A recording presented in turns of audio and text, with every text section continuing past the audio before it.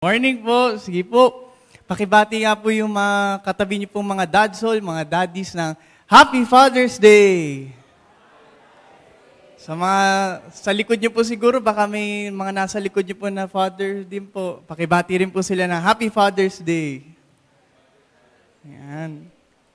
So sabi po doon sa isang Reddit post na nabasa ko po ng isang araw, pag Mother's Day daw po, hindi niya pwedeng makalimutan na magbigay ng chocolate or ng flowers sa kanyang mami.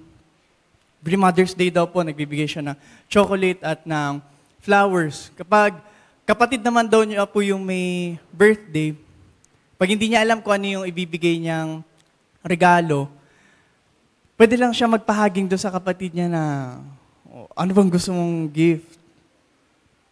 Pero pag Father's Day daw po, pag sinabi niyang, Dad, what do you want me to get you? Sasabihin lang daw po nung tatay niya, hindi na, pupunta lang din ako ng Mercury madadaanan ko din. Ako na lang bibili. Ikaw ba, may papabili ka ba? May papasabay ka ba? Tanong mo na rin yung mami mo, baka may papasabay, chat na lang ako. It just shows na kahit sa ibang bansa po, kinontekstualize ko na lang po yung example, pero it just shows na kahit sa ibang bansa po, yung ibang mga tatay po ay mahilig pa rin mag-errands. Thank you po sa mga tatay na talagang kahit napagod na sila pa rin yung bumibili ng mga gamot, ng mga kailangan sa bahay. Tama po? Samahan niyo po ako sa ating verse sa umagang ito, Job chapter 1 verses 1 to 5.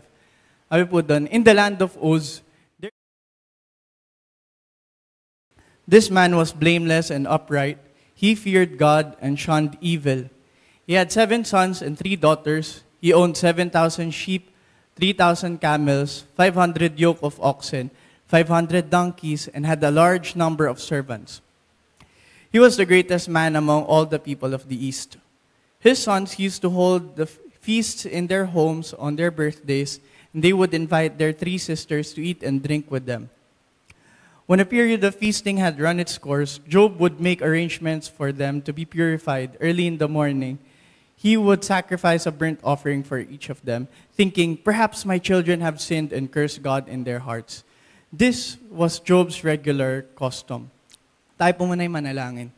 Thank you, Lord. Thank you, Father. Maraming salamat po, Lord, sa umagang ito, niyo pong binigay sa amin. Maraming salamat po sa araw na ito that we get to celebrate our earthly fathers and you as well, our heavenly Father. Maraming salamat po sa kalakasan na patuloy niyo po ipinagkakaloob sa kanila, sa katatagan na inyo po ipinagkakaloob sa kanila. Maraming salamat po sa love na ini-instill niyo po sa kanilang mga puso.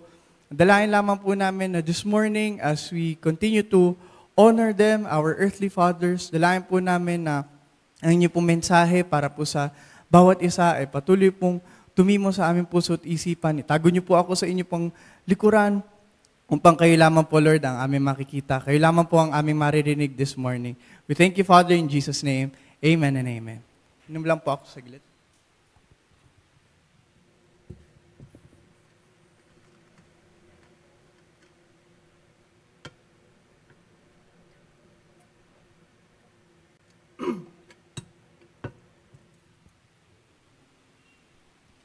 Tayo po, since hindi naman po natin totoong nakita yung mga tao sa Bible, sa Old Testament, sa New Testament, meron po tayong sari-sariling mga picture of how they look like, ano itsura nila, di ba? Tulad po si Moses. For some reason, ang nakikita ko po kay Moses, isang matandang lalaki na mahaba yung balbas, puti na yung buhok, tapos kulay maroon yung suot niya. Very specific po yung maroon. Siguro po dahil dun sa Prince of Egypt. Si Mary Magdalene naman po, ang naiisip ko sa kanya, kung napanood niyo po yung Hunchback of Notre Dame, si Esmeralda, parang ganun po yung nakikita ko sa kanya, makulot yung buhok, mahaba, ganyan, panay prosela sa kamay, malalaki yung hikaw, ganyan. Si Isaac po, bagaman alam natin na si Isaac ay lumaki, tumanda, di ba, to the point na hindi na nga niya ma-recognize kung sino yung kausap niya, si Esau ba ito or si Jacob. But for some reason, ang naiisip ko po kay Isaac ay maliit na bata. Siguro po dahil ang tumatak sa akin patungkol kay Isaac ay yung time na isa-sacrifice siya ng Panginoon ng Panginoon ni Abraham sa Panginoon. Si Job naman po, naiisip ko sa kanya, isang lalaking nakaluhod, tumatangis, punong-puno ng mga sugat sa katawan. Alam naman po natin na si Job ay na-restore din po ng Panginoon. Pinagaling siya ng Panginoon, ni-restore yung kanyang kalusugan, ni-restore sa kanya yung kanyang mga anak, yung kanyang mga ari-arian ay ni-restore ng Panginoon. Pero siguro po, dahil for the most part, nung book of Job, andun po tayo, nakikita natin yung kanyang suffering, yung kanyang paghihirap.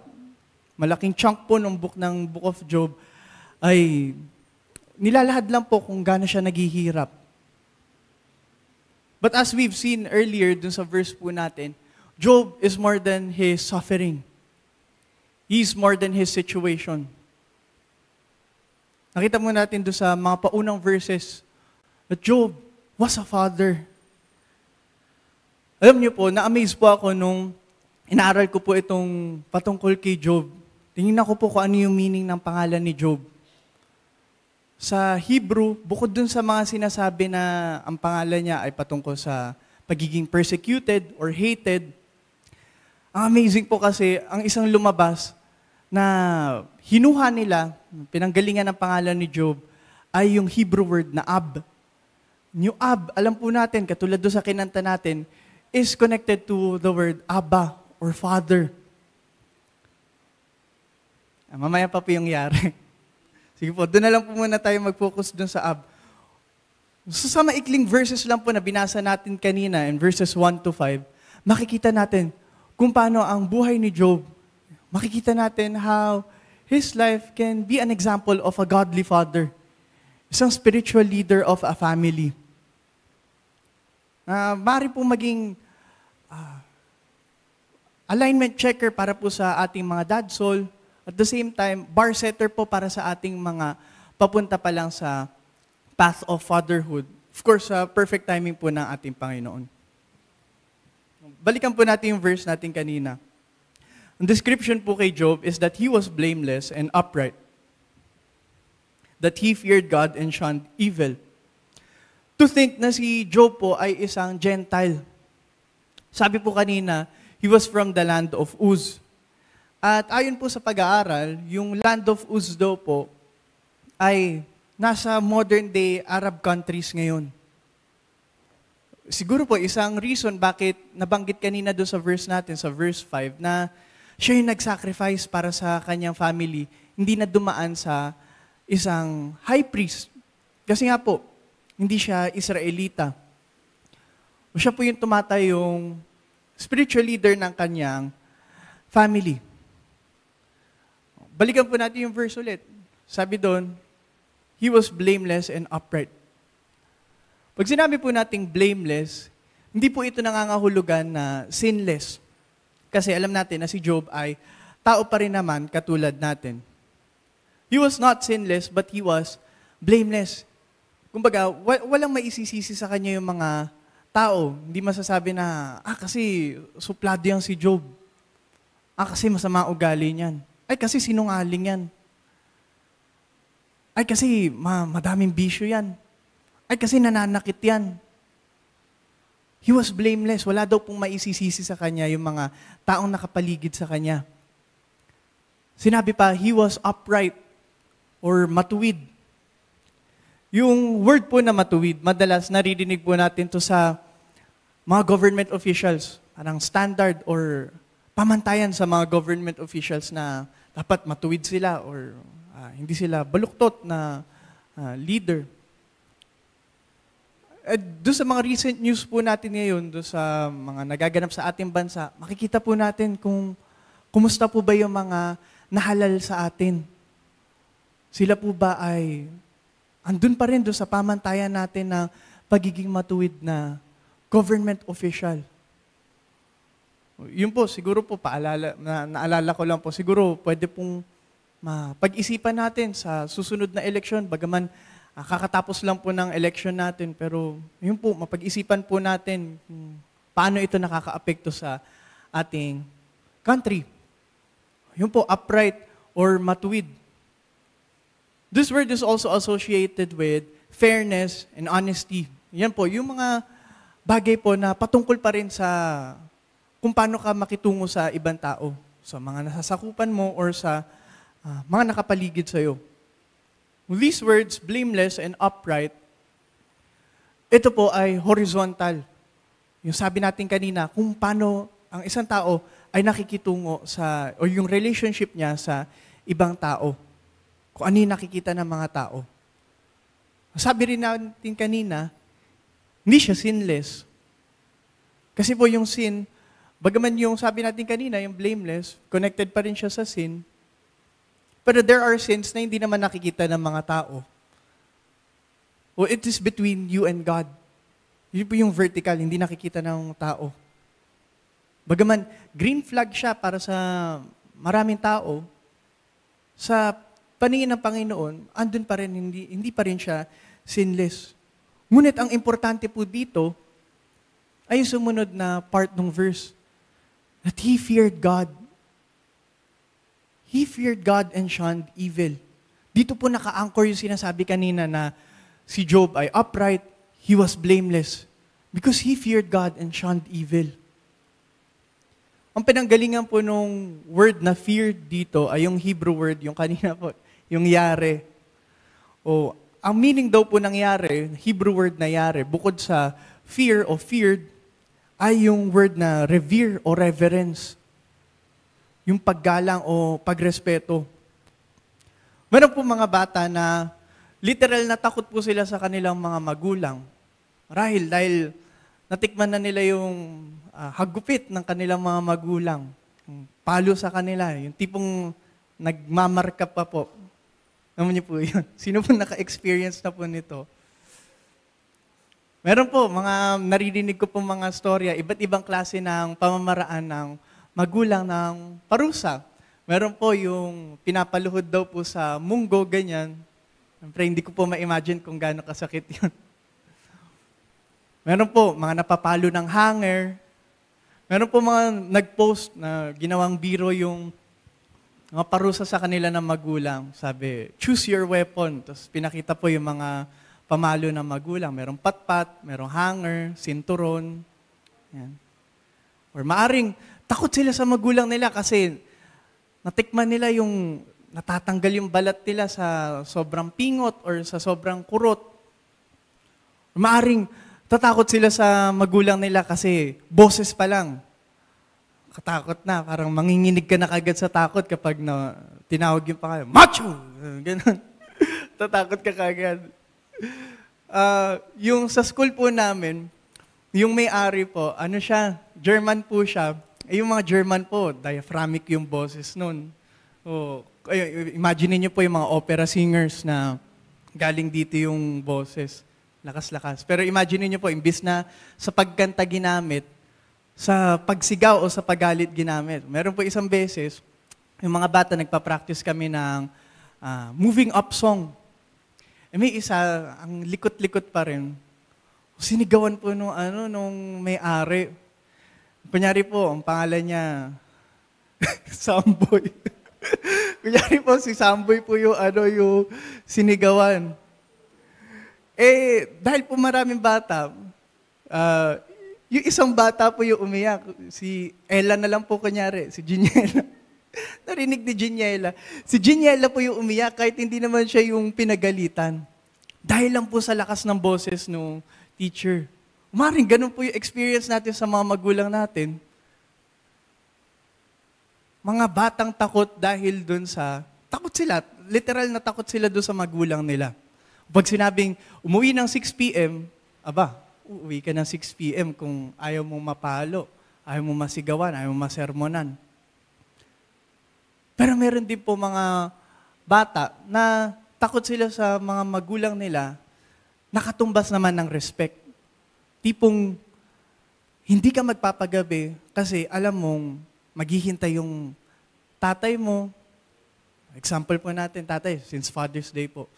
Maghihintay yung tatay mo, mapupuyat siya kung magpapagabi ka, magugutom siya kasi hintayin ka niyang makauwi muna bago kumain. Hihintayin ka niya, mag-aalala siya na mag-aalala. Naku, paano kaya yung anak ko, nakasakay na kaya yun? Muulan pa man din. Maghihintay siya sa'yo. So, out of respect, out of fear for your father, hindi ka magpapagabi.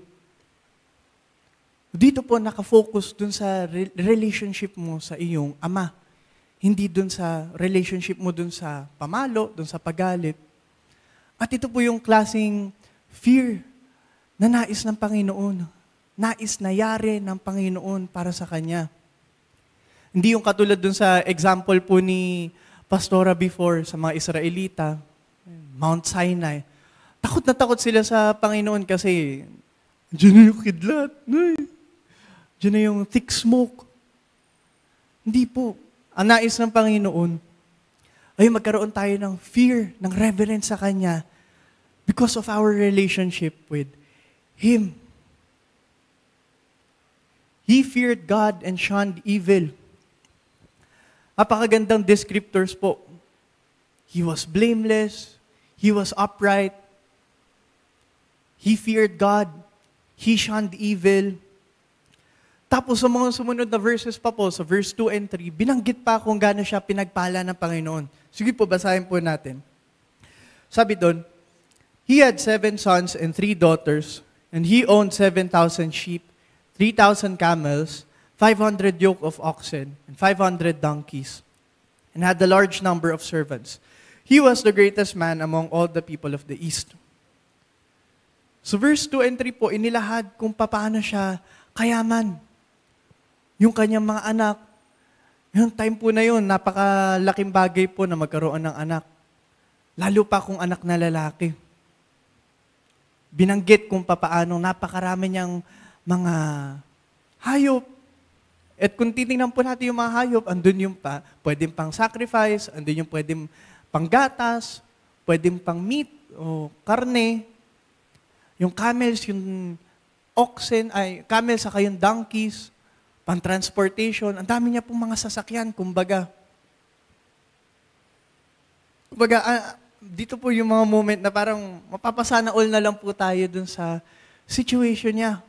What more can you ask for dito sa lahat ng blessings na ito, di ba? At ito rin po yung naging argument ni Satan sa Panginoon.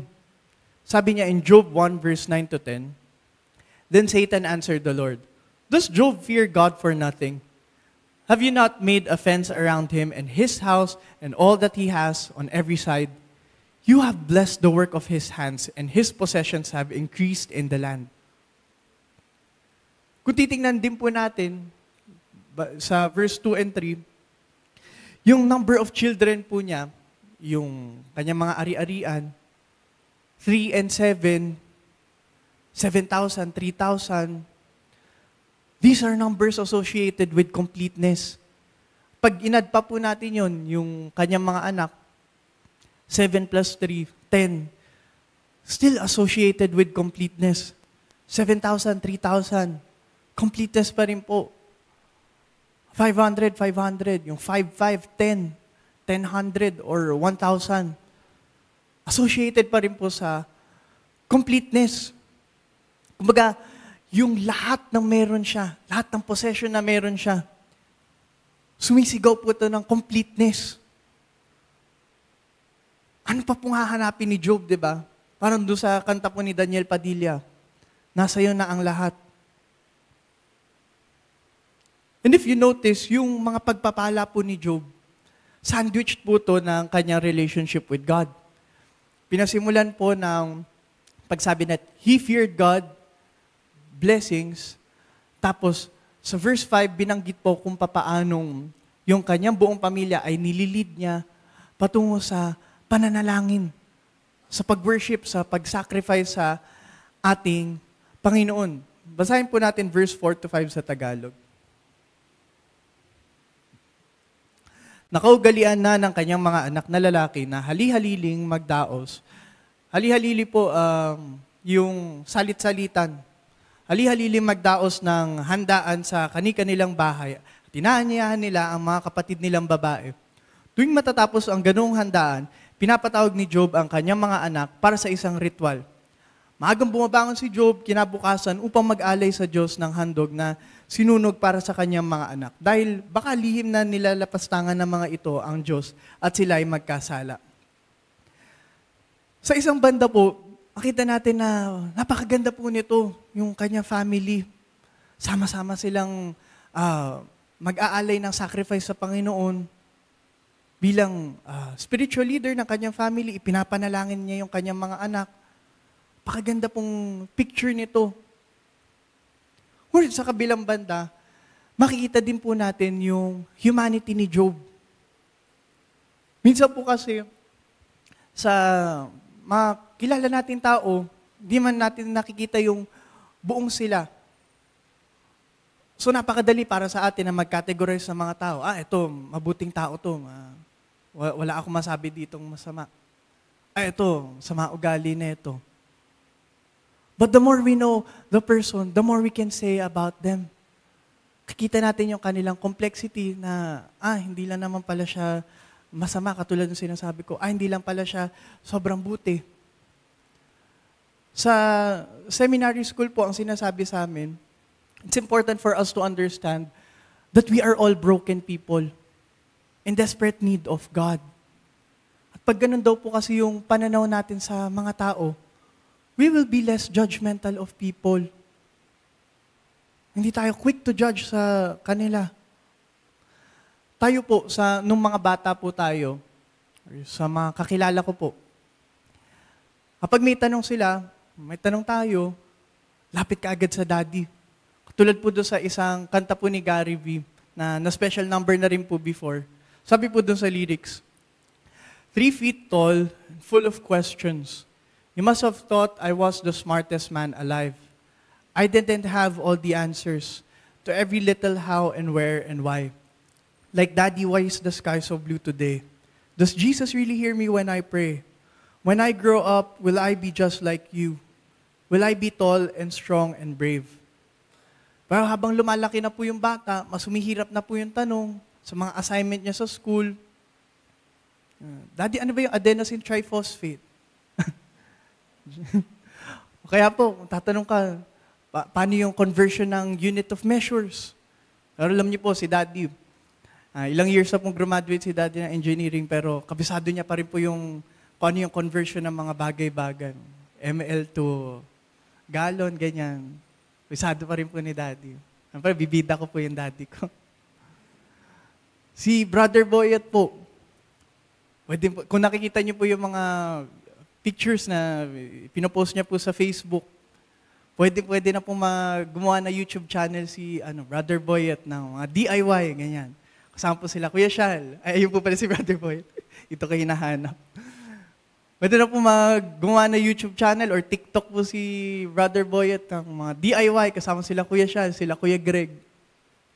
And I'm sure kapag tinanong ko po ang mga momshies dito, ang mga anak, meron kayong mga masasabi na napakarami. Hindi lang isa. Maraming mga strength ng inyong mga asawa o ng inyong mga tatay. At katulad doon sa kanta, there will come a point na maring hindi nila masagot yung tanong natin. Yung sa example nga po natin kanina, sa mga assignment, maring hindi nila masagot yung tanong, Daddy, paano bang hindi nagbabanggaan yung mga planets? Lahat sila umiikot around the sun. Bakit yung word na cologne? Bakit silent G yun? Hindi natin masagot yung mga tanong nila. Kung totoo si Lord, bakit ang dami naghihirap sa mundo? Bakit ang dami nagsasuffer? Bakit ang dami namamatay kung totoo si Lord? Kung totoong may malasakit siya. Tulad doon sa kanta, I didn't have all the answer. Nakikita natin na yung dating superhero na akala natin, nagkakamali rin pala. May mga bagay rin pala silang hindi alam, hindi masagot. Mamaya po magsasorry and thank you po tayo sa sa mga daddy natin.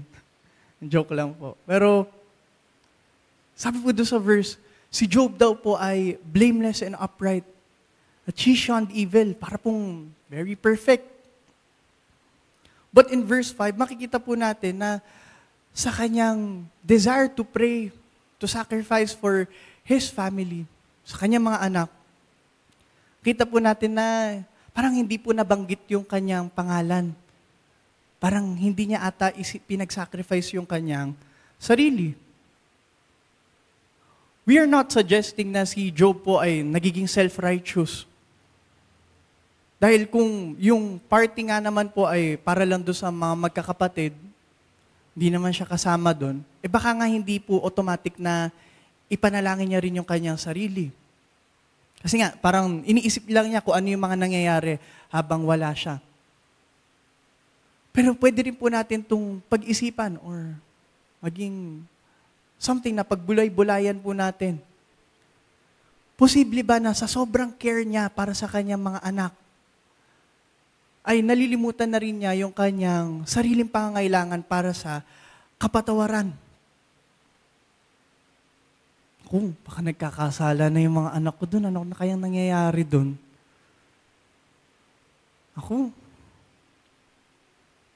Baka sinusumpa na nila yung Panginoon sa kanilang mga puso. Naku, yung isa kung magbiro pa man din yun, pasmado pa man din bibig nun. Naku, yung isa napakareklamador pa man din nun. Baka isinisinan niya sa Panginoon lahat na nangyayari sa kanya. Naku, yung isa, pikon pa man din yun sa kapatid niya. Naku, baka kung ano nang ginagawa nila dun. Ano kaya, tawagan ko kaya? Baka makagulo lang ako. Sige, papatawag ko na lang sila bukas para mag-pray kami, magsasacrifice kami para sa Panginoon. Gano'n na lang. Bagaman sa isang banda po, napakaganda po para sa isang spiritual leader ng kanyang family. Ay pinapanalangin niya yung kanyang mga anak. Binanggit po ni Pastora Tina before sa kanyang preaching kung gaano kahalaga ng panalangin ng isang ama. Maalala niyo po. Pinanalangin niya, sabi doon, ito yung nakagawian ni Job. This was Job's regular custom. Ngunit sa kabilang banda, sabi din po kasi, he was upright, he was blameless, he feared God, he shunned evil. Parang to the book po siya. Lahat susundin niya para sa Panginoon. Maring sa sobrang care niya po para sa kanyang mga anak, hindi naman kasi nabanggit na ganun din daw yung mga anak. Baka sa sobrang care niya na dapat ganito yung mga anak ko. Ako ay upright, dapat upright din yung mga anak ko. Napaglabanan ko tong sin na to, dapat napaglabanan din to ng anak ko. So, sobrang care niya para sa kanyang mga anak, ay nagiging anxious na siya. At ito po ay maaaring maging trap, maaaring maging breeding ground for self-righteousness. Again, we are just speculating. Hindi po natin sinasabi na ganun nga, na self-righteous nga si Job. We're just speculating, we're just arguing based on what is said on the text at kung ano yung na-miss out dito. Pero ano pong point natin dito? Ang point natin is that Job was still human. Tao pa rin po siya nagkakasala, napapagod, nagkakamali, nangangailangan ng Diyos katulad natin. Sorry, tao lang. Minsan naririnig po natin yung ganong expression or ganong response kapag nagkamali tayo or napagalitan tayo or napahiya tayo. Sorry, tao lang. Alam niyo po, pre-colonial period, bago pa dumating yung mga Espanyol, para sakupin yung bansa, meron na po tayong sariling kultura. At kasama po dun sa mga kultura ng mga Pilipino noon, ay kapag pupunta sa kabilang bahay kubo, kakatok muna, sabi, tao po. Yung origin daw po pala ng tao po ay dinedeclare mo dun sa may-ari ng bahay na tao ka lang. Tao lang ako kasi sa paniniwala noon, yung mga aswang daw po, hindi naman nakakapagsalita. Hindi sila nakakapagsalita ng Pilipino or ng ibang language ng Pilipinas. O pag nagsabi daw po, tao po, Sure, yung may-ari ng bahay na, tao lang siya. Tao lang siya. Incapable of doing any harm. Incapable of doing supernatural harm. Tao po. Tao lang po. Did we see here Job as tao lang? Tao lang po. Incapable of being perfect. Incapable of being sinless. Sa mga sumunod na chapters po, yung big chunk na sinasabi natin kanina, makikita natin na sa paghihirap ni Job, dun sa kanyang suffering, hindi na rin niya natiis yung sarili niya. Sinisi na rin niya yung Panginoon. Nagdedemand na rin siya ng explanation sa Diyos, bakit nangyayari yung lahat ng bagay. Namatay yung kanyang mga anak, namatay yung kanyang mga ari-arian, yung mga hayop. Baga wala na natira sa kanya. Tapos nagkasakit pa siya. Daming sugat niya sa kamay, sa katawan.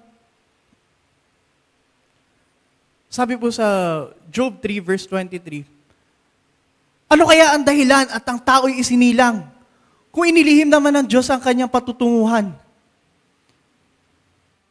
Pwede po natin basahin to in a different way. Pero kung iisipin natin yung nararamdaman ni Job, maring ganito po yung pagkakasabi niya. Job 10 verse 3, does it please you to oppress, to despise the work of your hands, and favor the designs of the wicked? Job 13:22-27. Magsalita ka at aking tutugunin. O kaya sagutin mo ang aking sasabihin. Saan ba ako nagkamali? Ano ba ang aking kasalanan? Pagkakasala ko'y maaari ko bang malaman? Bakit ako'y iyong pinagtataguan? Bakit itinuturing mo akong isang kaaway? Para akong isang dahon, huwag mo na akong takutin. Ang katulad ko'y ipa na tinatangay ng hangin.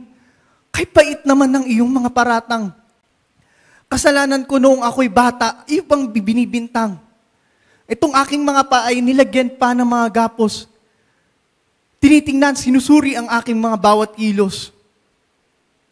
And in Job 9 verse 20-21, he even insists na malinis siya. Sabi po dun, ako'y walang kasalanan at tapat na namumuhay. Ngunit bawat sabihin ko ay laban sa aking katauhan. Wala nga akong sala, ngunit hindi na ito mahalaga. Wala nang halaga ang aking sarili. Pagod na akong mabuhay. And in Job 27 verses 5-6, far be it from me to say that you are right. Till I die, I will not put away my integrity from me. I hold fast to my righteousness and will not let it go. My heart does not reproach me for any of my days. Biluin niyo po dun sa verse 27, ang pinanghahawakan na niya yung sarili niyang righteousness. Dito po parang sa mga verses na binasa natin, syempre marami pa po ito. Parang ang hirap makita yung sinasabi natin kanina that he feared God. Kung papaano po niya kausapin yung Diyos, yung kanyang mga kaibigan. Pagka ganito po na nakikita natin sila sa kanilang kahinaan, papaisip tayo, masyado bang mataas yung pagtingin ko dito sa mga characters ng Bible? Dito sa mga tao na to. Ila Abraham, ila Joseph, Adam. Masyado ba mataas ang tingin ko dito sa mga taong ito, mga man of God? Kala ko ba he was blameless and upright? Sa mga tatay po natin, o sa mga mamshis po, sa inyong mga asawa, there might be instances na baka we hold them to such a high standard na pag nagkamali sila, nagbabago na kagad yung tingin natin. Yung respeto sa tatay, yung respeto mo sa asawa mo, kada may nagagawang mali, parang nababawasan na nababawasan. And in that position, tayo rin po parang si Job, ay nagkakasala. Andun po yung trap sa atin para doon sa self-righteousness na sinasabi natin kanina. masyadong mataas yung bar na sineset natin for them. Or pwede naman po baliktad, katulad nung kay Job kanina. Verse 1, maring ang tingin natin sa ating mga ama, or yung mga asawa po, sa inyong mga asawa, na sila ay blameless and upright. They fear God and shun evil.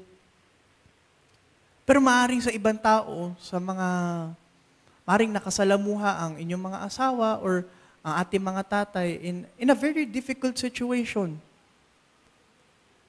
Ang makikita nila yung kanilang pagkakamali. They will see them for their wrongs.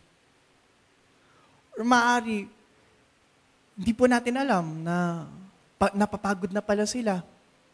We don't know, may mga silent battles pala silang kinakaharap. Pero dahil tatay sila, they hold themselves together for the family.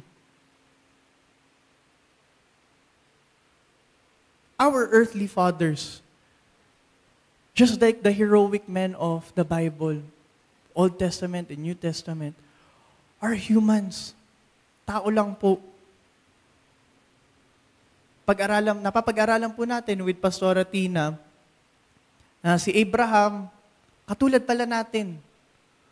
Kuminsan, partial lang yung sinusunod natin sa Panginoon. Susunod tayo dito hindi tayo susunod. Dito, susunod tayo, dito, hindi tayo susunod. Or kuminsan, parang si Abraham nga po, naiinip din tayo sa Panginoon.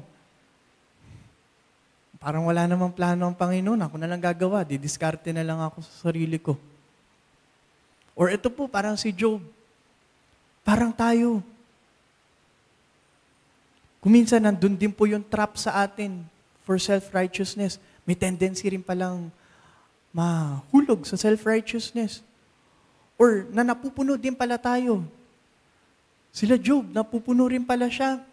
Kahit na sinabing he feared God, kahit na sinabing he was blameless, sinabi he shunned evil,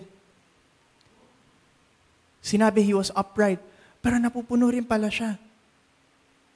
These fathers, Old Testament, New Testament, are humans. Tulad natin, na nangangailangan pa rin ng Panginoon. Sabi po in Exodus 20 verse 12, honor your father and your mother that your days may be long in the land that the Lord your God is giving you. Ang madalas ko po naririnig patungkol po sa honor or sa respect, yung kasabihan pong respect begets respect. Pag nirespeto mo ko, rerespetuhin kita. Or yung, sabi dito, respect is earned, not given. Ngunit, para sa ating po mga anak, yung respect ko na sinasabi ni Lord dito sa Exodus 20 is not conditional. Hindi po nakabase sa kung sino yung tatay natin. Saka lang natin re-respetuhin yung tatay natin. Or pwede rin po sa asawa. Hindi nakadepende yung respeto sa asawa sa kung sino ba siya. Tatay mo, hindi mo re-respetuhin. Kasi, hindi naman siya ka-respeto, ba't ko siya re-respetuhin? Hindi po. Siya nga, hindi niya nire-respeto yung sarili niya. Ba't ko siya re-respetuhin? Hindi, okay lang yan. Ganyan talaga kami mag-usap. Hindi kami nagsisigawan. Ganyan lang talaga kami. Natural yan. Binabatukan ko nga yan eh. Tatay mo, babatukan mo. Hindi naman kasi siya Christian. Minsan yung mga desisyon niya sa buhay parang mali eh. Kaya, pasok dito, labas dito. Hindi po. Wala pong condition na sinabi dyan yung Panginoon. Ang dyan, honor your father and your mother. Utos po ito ng Panginoon. Whether mananampalataya ang iyong tatay o hindi. Whether sa paningin mo, siyempre, may sarili kang judgment. Sa paningin mo, karespeto siya o hindi. Re-respetuhin pa rin po natin ang ating mga magulang. In the same way, ito rin po ay inulit ni Pablo in Ephesians 6 verses 1 to 2. But in the same way, kung paano ang mga fathers ay dapat tingnan natin bilang mga tao lang na araw-araw ay binabago ng Panginoon. Kahit na sa tingin natin, karespeto o hindi, Christian o hindi.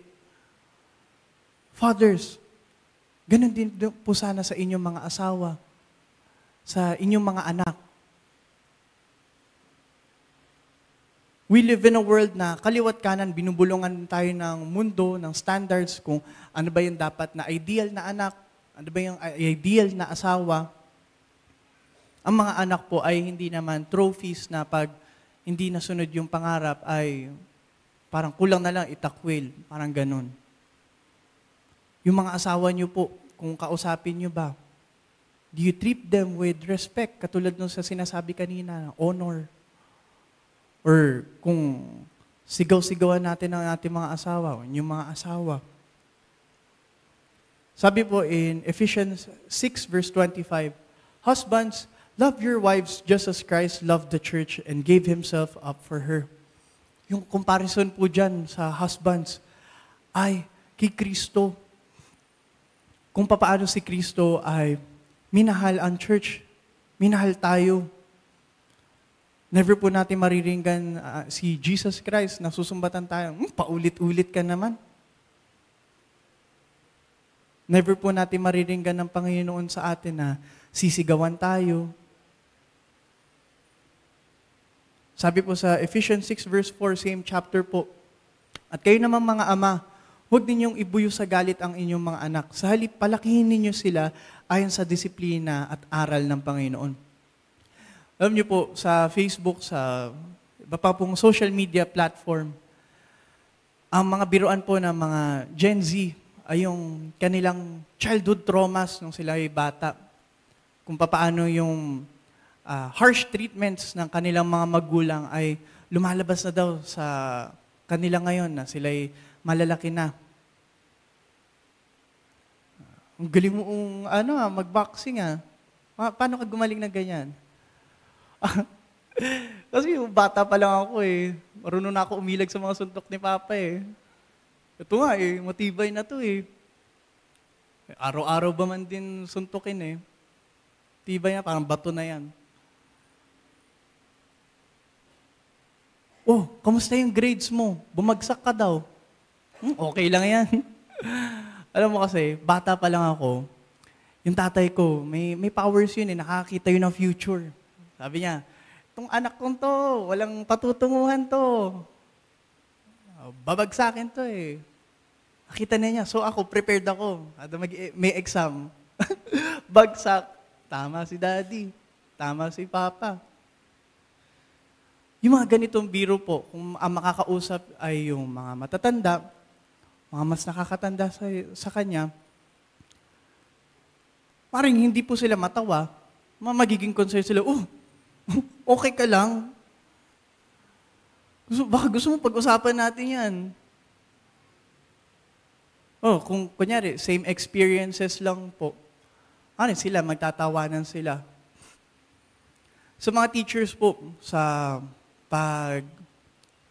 pagsasabi sa mga bata, ang laging paalala po sa amin ay hindi maging personal yung pagalit namin doon sa mga bata.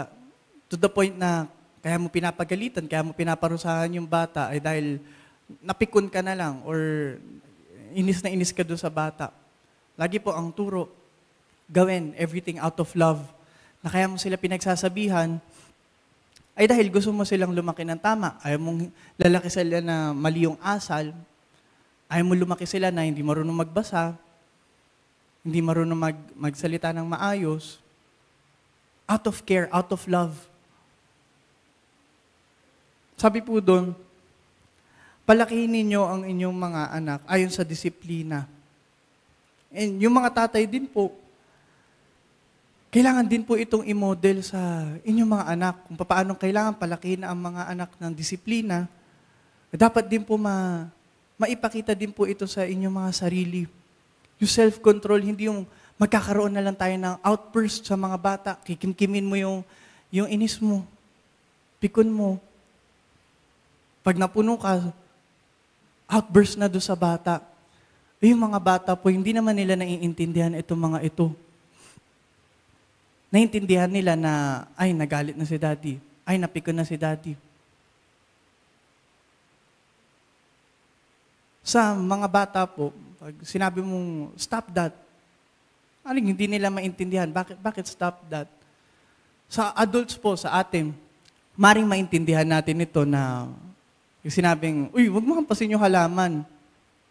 Tayo, by ourselves, maintindihan natin, matatry natin ma-process ito sa sarili natin. Kaya ako pinagsabihan na huwag hampasin yung halaman. Siguro kasi sayang naman yung dahon, sa environment, ganyan. Pag kunyari, bibiruan tayo, tapos pinandilatan ka. Ba't niya kaya ako pinandilatan? Pinatigil niya ako.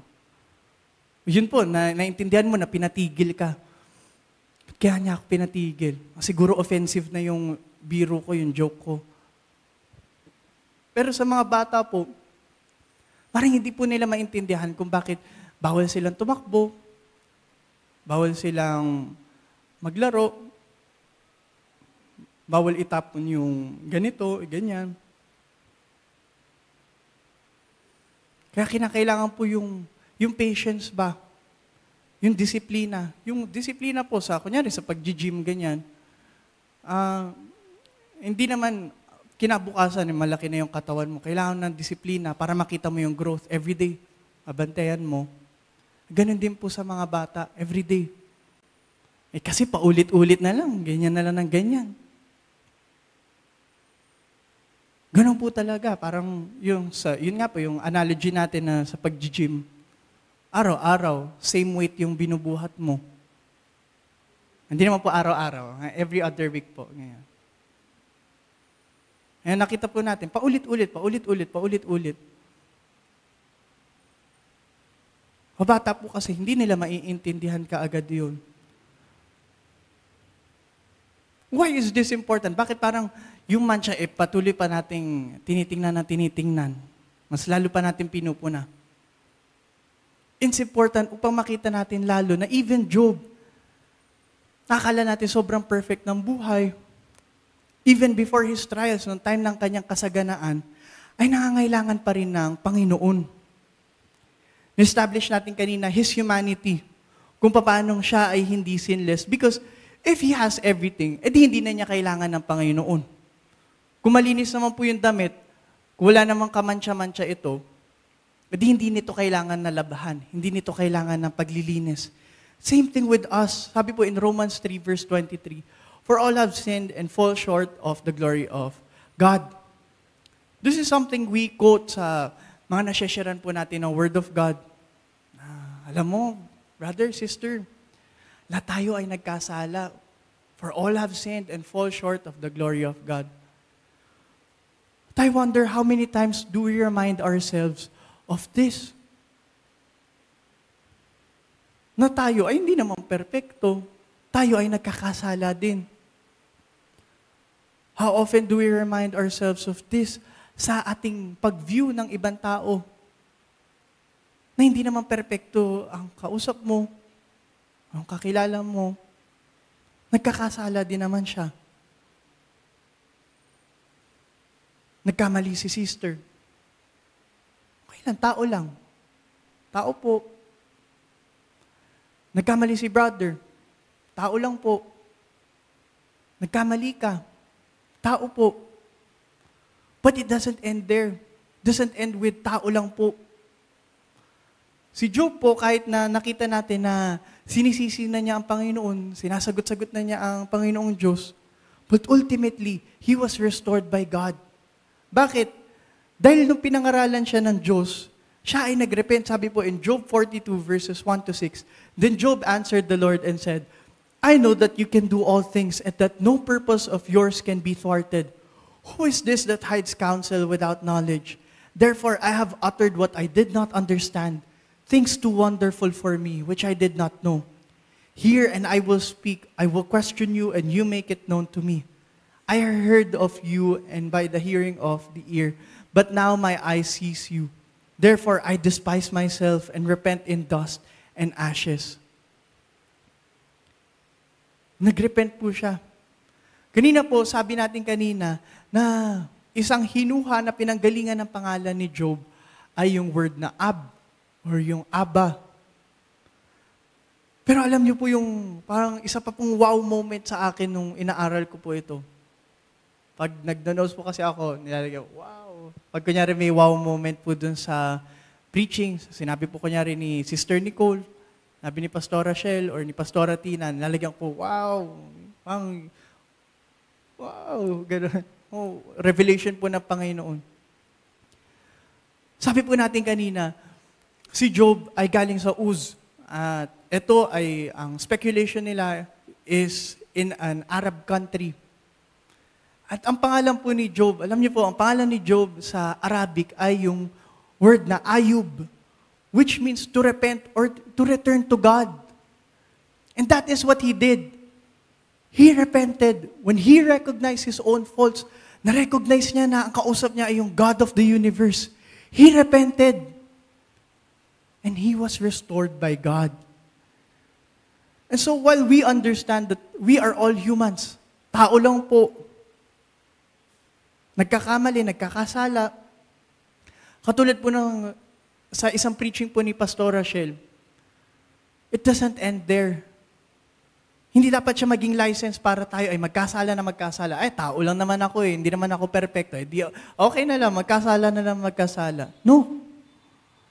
It should lead us to Christ for strength, for grace, for mercy, for cleansing. I remember in one of Pastora Tina's preaching, nabanggit niya po na yung mga earthly fathers should be good representatives of God the Father. And that can only happen if you, fathers, are constantly drawing strength from God. In the same way, tayo pong mga anak, tayo pong mga papunta pa lang sa fatherhood, should also do the same. Every day, tayo ay kumonekta kay Jesus. Kumuha ng strength. Of course, it applies also to the momshies, sa ladies of BCC. Kanina po, we talk about how we have our own image, picture ng kung sino yung mga tao sa Bible noon. Tayo po kaya, sa mga nakapaligid sa atin, what image do they see in us? This is something na maaari pong pagbulay-bulayan ng mga tatay. Ngayong panahon na we honor you, what image do your children have of you? Of course, ayaw po natin na ang tatatak sa atin ay yung ating mga kamalian. Pero yun nga po fathers have a very crucial role in the family. Bukod na sa kayo ay nagiging role model ng inyong mga anak, kayo po ay naatasan ng Panginoon to be spiritual leaders of your family. That is why it is very important for the fathers to connect to Jesus all the time, 24/7. Dahil hindi naman po kayo aatakihin ng kaaway kung walang role na binigay sa inyo ang Panginoon. Connect to Jesus na siyang hindi mauubusan o magsasawa mag-supply sa atin ng grace, ng kalakasan. Tulad po nung sabi sa preaching po ni Sister Nicole last Sunday, sabi po niya, she took all the grace that she could get mula sa Panginoon. Sa kanyang panganak, kinuha niya lahat ng grace na kailangan niya. Kasi confident siya, alam niya na hindi naman mauubusan ng supply ang Panginoon. It will just continue to flow and flow. Kailangan niya ulit ng grace. Sige, kuha lang ng grace. Mahulog man tayo sa kasalanan, we can always ask God for cleansing. No judgment, no side-eyeing from the Lord. At sa mga wife po, matapos nating makita, mapag-aralan yung buhay ni Job, na siya ay tao lang din naman. Ang fathers, katulad ni Job, ay imperfect lang din naman. Nawa, unlike Job's wife, ay maging encourager po kayo ng inyong mga asawa sa kanilang spiritual walk with Jesus.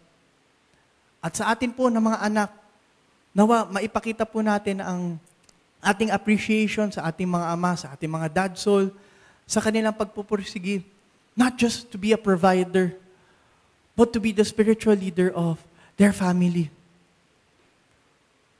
At para po, hindi na natin ito malimutan. Kasi kuminsan, kapag pinagpamamaya pa natin, pag pinagpabukas pa natin, minsan nagkakahiyaan pa tayo. nalilimutan na. Gamitin po natin yung moment na ito, itong time na ito.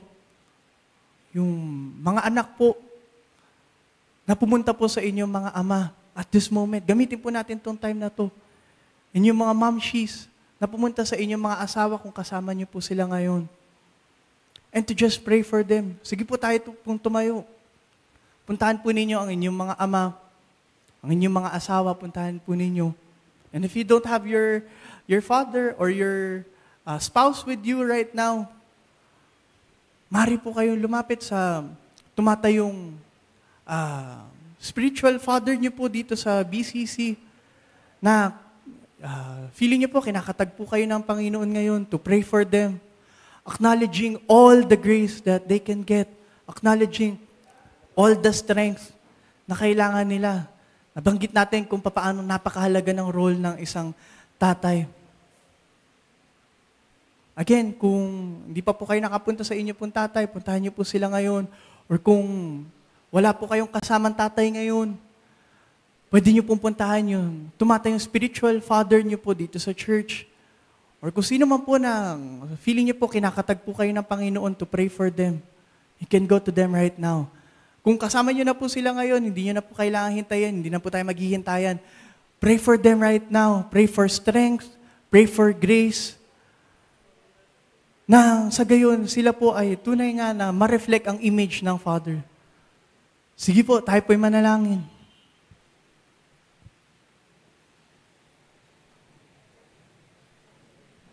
Sige po, if we can pray for them out loud para po talagang marinig ng kanilang buong system ang declaration of grace, declaration of power, declaration of strength para sa mga ama to be the image of God the Father.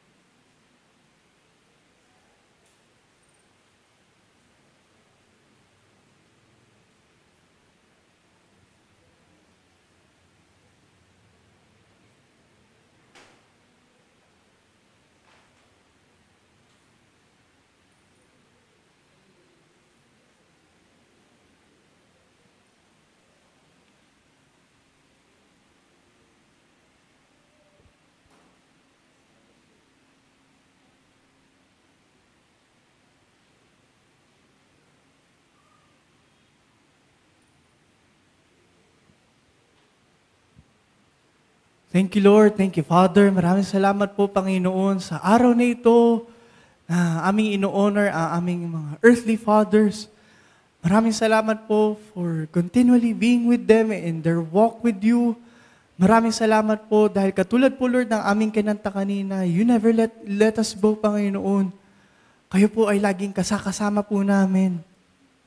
At maraming salamat po, Panginoon, na katulad po ni Job, despite our humanity, despite our imperfections, Panginoon, kayo pa rin po ay nagre-remain faithful sa inyo pong mga anak. Maraming salamat po for everyday, your mercies are new. Maraming salamat po dahil ang inyo pong grace ay patuloy po nag-a-abound. Ang inyo pong grace ay patuloy at patuloy na nagsusupply sa amin ng lahat ng aming mga pangangailangan. And we just thank you, Father, for our earthly fathers. Maraming salamat po, Lord, dahil po patuloy po namin nakikita ang kanilang pag-reflect ng inyong pong pagmamahal sa amin. Maraming salamat po because we get to see ang inyong pong grace sa kanilang mga buhay, Lord, sa pag-reflect po nila na inyong pong grace, na inyong pong mercy, na inyong pong strength, na inyong pong provision. Nakikita po namin kung paano kayo po ay nagsusupport sa amin. Nakikita rin po namin ang kanilang pag-support for their families. Maraming salamat po, Lord, dahil alam po namin na sa umagang ito, Lord, kinatagpo niyo po ang bawat isa, ang bawat families. Maraming salamat po. At patuloy lamang po namin itinataas sa inyo ang aming earthly fathers, acknowledging ang lahat ng grace na kailangan po nila. Dalangin po namin na 24/7 kung paano ang inyo pong pangako in John 15 verse 5, na if we remain in you, Lord, kayo po, Lord, ay patuloy na magre-remain sa amin. Patuloy lamang po kayo magsusupply at magsusupply ng lahat ng kanilang pangangailangan to be the image of the God the Father. Patuloy lamang po kayo magsusupply sa kanila ng lahat ng kanilang pangangailangan upang sila po, Lord, ay patuloy na maging good representatives of you bilang leaders, godly leaders ng aming mga family, spiritual leaders ng aming mga family. At patuloy lamang po namin nadalangin na in their walk with you ay patuloy lamang po sila magkakaroon ng kalakasan. Hindi po sila manghihinawa, bagkus patuloy lamang po silang magkakaroon ng fresh strength from you, Lord, every day. At dalangin po namin na kayo po ang patuloy na magpapala sa kanila, sa kanilang mga buhay, personal na buhay, and even in their family, kayo po ang patuloy na magpapala sa kanila. We thank you, Father. We thank you for our earthly fathers. In Jesus' name we pray. Amen and amen.